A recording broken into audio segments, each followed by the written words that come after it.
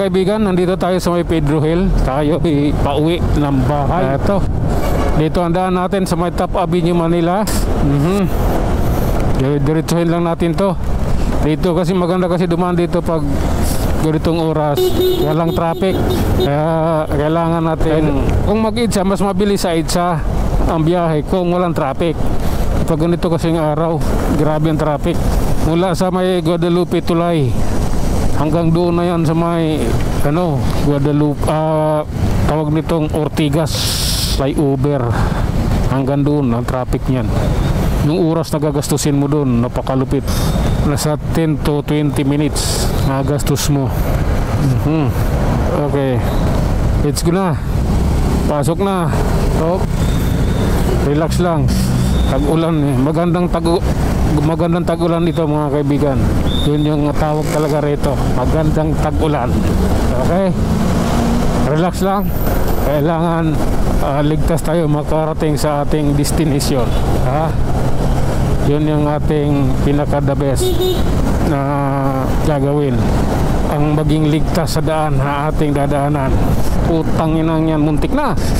Sinabahan ako ron kasi ano yun eh, maano sa gulong yun. Putang inang yan. Nung gumilid yung gulong ko doon, patay ako. Sasadsad talaga ako doon. Dapat tinapalan na nila yun eh. Okay, kinabahan ako doon. Okay, diretso lang tayo kaibigan, na bigla tayong nagutom eh. Kinabahan ako, kala ko madidisgrasya na ako eh. Okay, tara na, let's go na. Ito yung katotohanan sa kabila ng lahat. Grabe na yan. Okay. Oh my god, grabe na to. City Hall ng Manila tayo mga kaibigan. Ayan, lumalakas yung ulan. Sige, basta ride safe at mag-ingat tayong lahat. Ayan ayan na sila. Grabe na to. Okay. Let's go Power Ranger. Pasok. Anong meron? Aray ko, madulas din dito. Paakyat tayo dito sa bulubundukin. Kailangan mag-iingat tayo. Okay. Oh my god. Okay, tuloy-tuloy lang tayo. Kailangan nating pagbutihin dito.